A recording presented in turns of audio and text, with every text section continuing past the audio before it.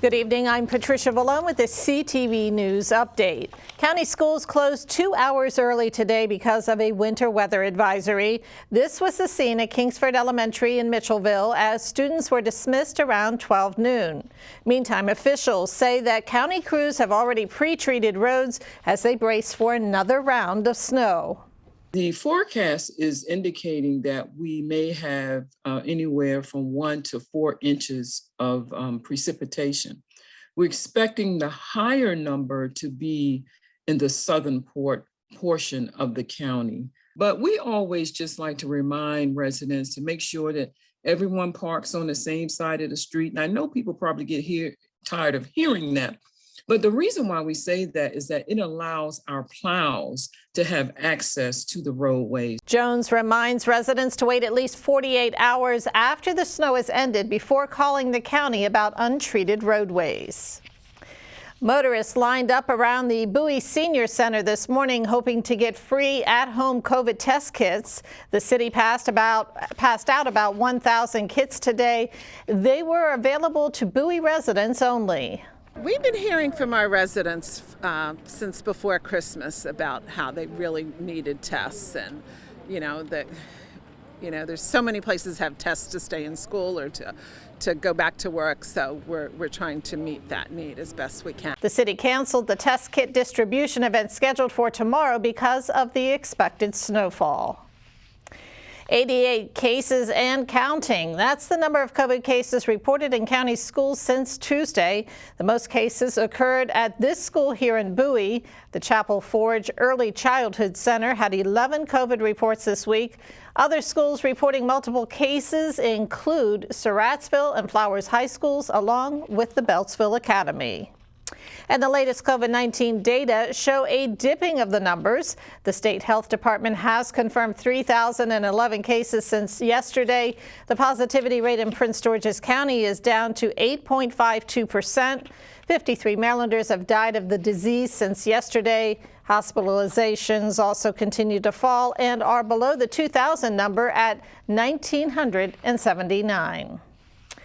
Senator Chris Van Hollen asked Prince George's delegation members to track how federal COVID relief funds are being spent. During a delegation meeting this morning, the lawmaker said more transparency is needed on where those funds are going.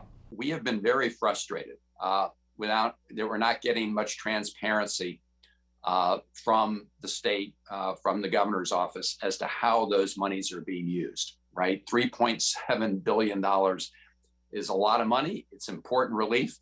And we want to make sure it's going to the most important uses. If we can just work together on tracking those federal funds and making sure they're used in a way that benefit all our constituents. We have the same constituents, and we want to make sure Prince George's County gets its fair share. Van Hollen also discussed where plans stand regarding a new FBI building. As you might recall, construction of the agency's new headquarters was whittled down to 3 sites, 2 of which were located in Prince George's. That plan, which was stymied by former President Trump, is now under reconsideration. Van Hollen says the holdup now is the current FBI director, who is not in favor of moving the headquarters from its current site. And you are watching CTV News. I'm Patricia Vallone. We'll be back in just a moment. When I was 10, my mom got deported. We had a difficult time, and I feel that's why I didn't get to finish school. Jessica has been through a lot in her life from early childhood. My husband is really supportive in a way that he pushed me to go back to school. She came in looking to complete her diploma. She had a family she had to take care of. Anytime she needed help, we provided her help. She realized that we were here for her. She wants to have a career so her kids could look up to her. My graduation, it was something I will never forget. I couldn't explain the emotion I was feeling because people like you and me sometimes may have doubts in ourselves, but I feel that everything's possible. Jessica's future is brighter than ever.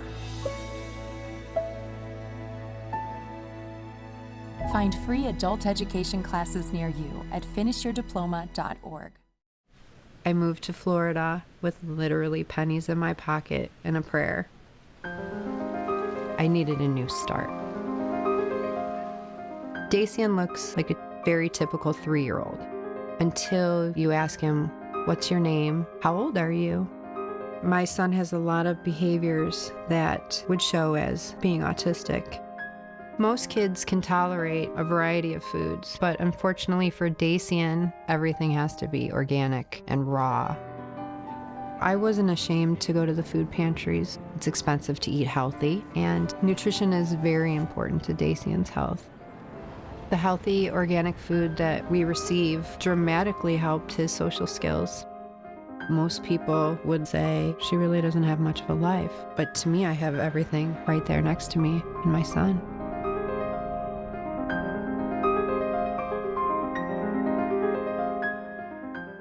Welcome back. Well, violent crime is on the rise in Maryland, and gubernatorial candidate Wes Moore says it has to be addressed.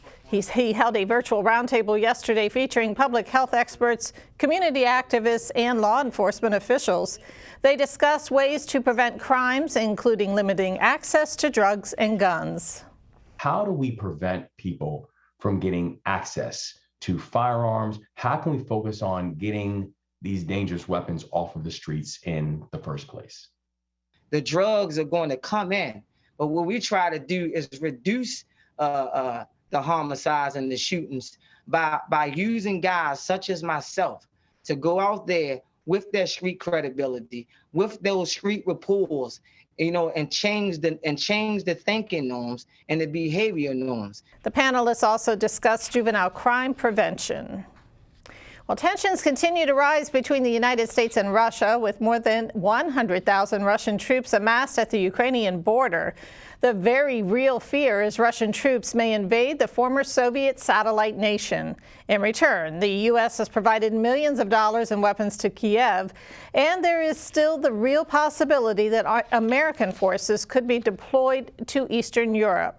President Biden has ruled out any U.S. troops fighting in Ukraine. Congressman Anthony Brown, who co-chairs the House Armed Services Committee, says he does not think American troops should go into Ukraine.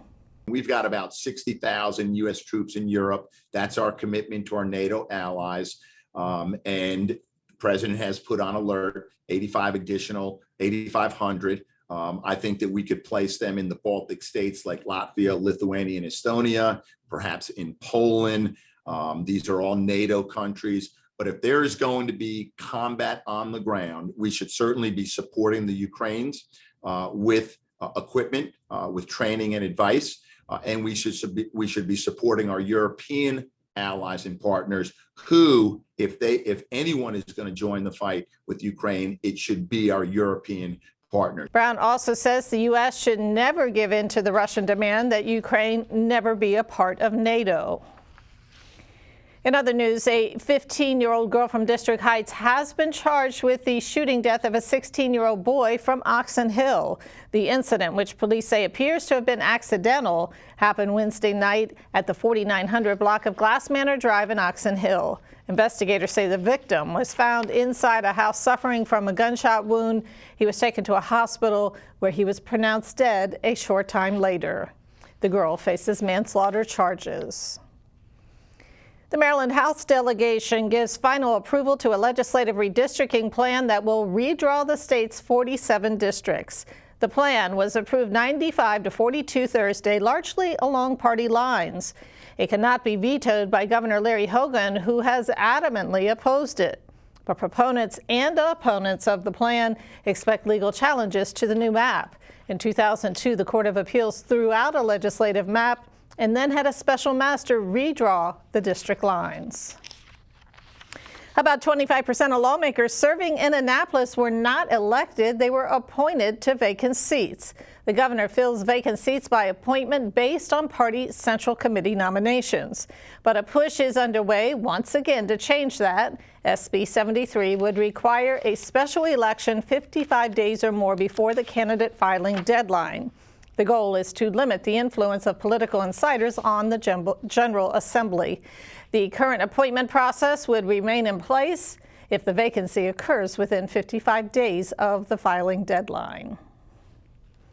And coming up later on the news, a Bowie State University student takes his fashion designs to Target, and they're now available nationwide. We'll have that story after the break. 1 in 365 African Americans battle sickle cell disease. I was one of them. Life back then was painful. I was in and out of the hospital and had frequent pain crises. A blood stem cell transplant is the only cure for sickle cell disease. I was fortunate to find a perfect match in my younger sister, but many patients do not have a compatible donor in their families, and Black patients have only a 23% chance of finding an unrelated donor. More Black donors are urgently needed to help save lives. It only takes a simple cheek swab to join the Be the Match registry. Learn more about becoming a donor and access free patient resources by visiting endsicklecell.org today. You or someone you know could be the cure for a patient battling sickle cell, like me.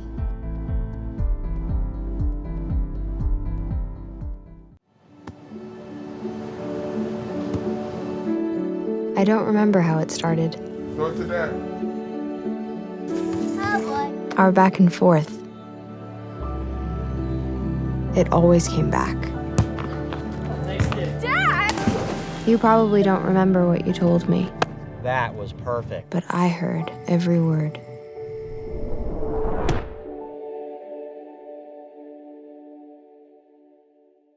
Thanks for staying with us. A Bowie State University student's apparel design is selling out at Target nationwide. Meet Sharon Townsend. Townsend is one of 3 winners of Target's Black Beyond Measure HBCU Design Challenge. His artwork is featured on several items, including t-shirts, tote bags, and baby rompers. Townsend says that it is a surreal experience. Like when I was younger, I used to always just try to imagine how I would feel if I saw my product in the store. And sometimes now I just go to the store, like, local Targets, and just kind of stand back and watch how people, interact with it, just to see, like, if they like it, they love it, they hate it. And it, it's honestly sold out. It sold out pretty fast too. They, the people from Target actually emailed me and was like, hey, your design is selling out. So it's, that's a great thing to hear. And Townsend says the message behind his design is unity. Meantime, the BSU student has created a fashion brand called Stranger Than Nature. For more information, you can visit the website on your screen. Metro's board votes to change the name of Largo Town Station despite results from its own survey. The overwhelming majority of nearly 2,000 respondents say they prefer Largo for the name change. Only 22% liked downtown Largo, yet that's the name the transit agency chose. Prince George's County requested the name change and committed $332,000 to make the necessary changes. Checking now in your weather forecast, we are under a winter weather advisory tonight with snow expected across the region. Temperatures will be close to 20 degrees. Saturday, blustery and cold with snow likely, highs around 27 degrees. And Sunday, mostly sunny with highs around 32. Monday, the beginning of the week, sunny skies, high temperatures will be near 39. Now for your community calendar. In honor of Black History Month, the Montpelier House Museum is hosting We Are Black History Yesterday, Today, and Tomorrow. The exhibit is open now through the end of February. That's every Thursday through Monday from 10 a.m. until 4 p.m. For more information, call 301-377-7800. That wraps up our CTV News Update. I'm Patricia Vallone. Have a great night.